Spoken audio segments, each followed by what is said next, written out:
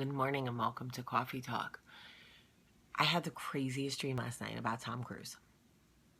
The craziest dream. I had a dream that Tom Cruise came to Birmingham and went to my church. And I was there and he was acting like such a goof. And then we were talking and then he was like, I need to go shopping for shoes. So I was like, all right, I'll show you where to go. And we walk out of the church and he's on like a BMX bike from when we were young, like a GT Pro Performer or like a Diamondback or PK Ripper or something, right? And he like gets on the bike and he's like, all right, I'll see you in a little bit, and like rides off. Like, it's just the weirdest dream. Do you ever have those dreams where you wake up and you're like, wait, what? Anyway, so my brother's in town visiting, which is so, with his girlfriend, which is awesome. My kids are so excited. I'm excited too, but it's always nice when your kids are excited. But I wanted to tell you about this woman I met the other day because I can't get her out of my mind. And anytime I meet someone and they have like such a profound effect on me, I want to share them with you. So she and I were talking, and she explained to me that she had just come back or was coming back from a reset, what's called a reset, when doctors order you to go away when you're caring for somebody who is terminally ill.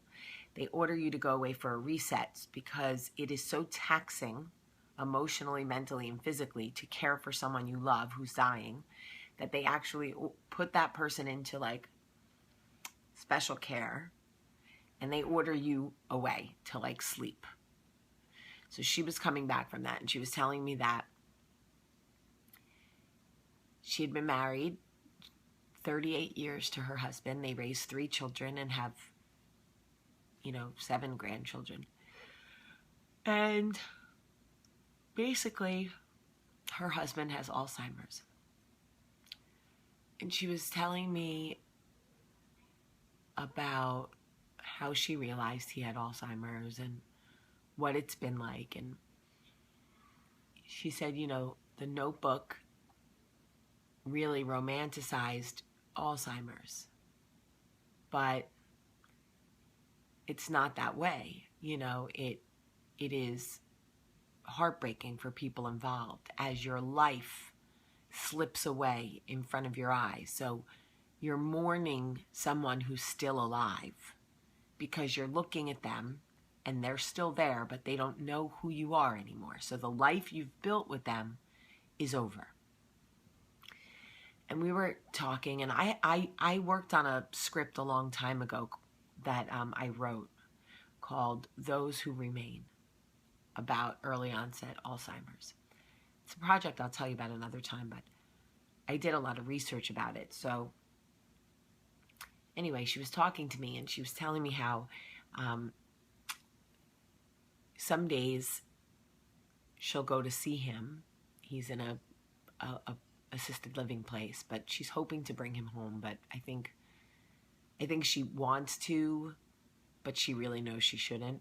But anyway, she said some days she goes to see him and he lets her sit, but he doesn't know who she is. Other days she comes to see him, he doesn't know who she is, and he tells her to leave. And other days she comes and he remembers who she is. But she said some nights he calls her in the middle of the night.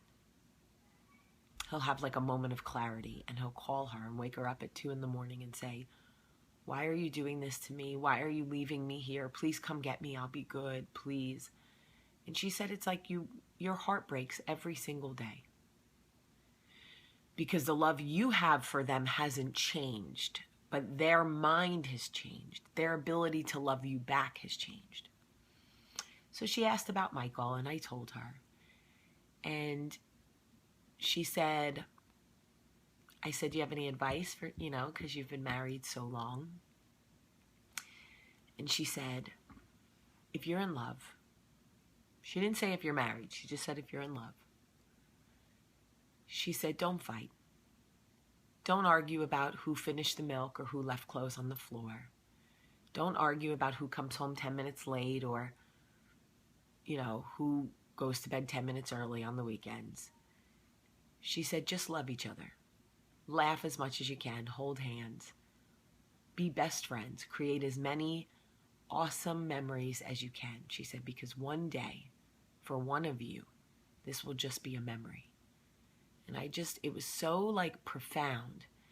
And then she started to cry. So of course I started to cry. And then I was holding her hand. And she said, every birthday, every anniversary, every birthday for a grandchild or one of our children, I celebrated alone. She said, on my last wedding anniversary, I sat in my house and looked at pictures from our wedding, and I was alone. And I said, I can imagine it feels like a death. She said, no, it doesn't. There's peace in death. She said, he's still here. He just can't participate in our life anymore. So it's like the person that you love most in the world has left you. Even though it's unwilling, he didn't choose to leave me. He left. And it's just like, and she just was saying to me how much she loves him and how smart he was and how funny he was and how they had defied all the odds. And she said to me, every single thing that could come into a marriage and separate two people came into our marriage. We had trouble with our children. We had trouble with each other. We had health problems here and there. We had job loss, job gain, money loss, money gain. And she said, we made it through everything but this. And I said, well, you'll be with him till the end. That you know. And she said, that I know. So it was just a beautiful story about perspective for me. Little things that mean nothing. That sometimes in our lives that we're so wrapped up in, we stress so much about the little things that the big things obviously feel like earthquakes, because we don't, the more you stress about the little things, the shakier your foundation is. So it was really good perspective for me to just love, just love. So when I went out for date night with Michael on Thursday, I told him about her and we talked about her. And of course, we started talking about what would happen if one of us got Alzheimer's. And he said he would never put me in a home. He said, I would rather bring someone in the house to care for you. I said, what if I didn't remember you at all? He said, I don't care. I just do better when you're in the house. I know the feeling. It's very sad that as human beings, we find somebody to love. And we want to love them for the rest of our lives. And things happen, and fights happen, and infidelity happens, and children happen, and money happens. And it's a wonder any of us get out of it in one piece. But I look now at my mom, who is, in her mid-40s when my dad died, and alone, and had 4 children, and lost her best friend. When I was 17, I didn't see it as her losing her best friend. I saw it as me losing my dad, and I couldn't really see it from her perspective. But now I can't imagine. I just can't imagine living this life without Michael. I just wouldn't want to. I don't want to. In case anyone's listening, don't test me. I don't want to be tested, please. Anyway, I just wanted to share that story with you. A little perspective for a Saturday. I love you so much today, guys. Have a great day.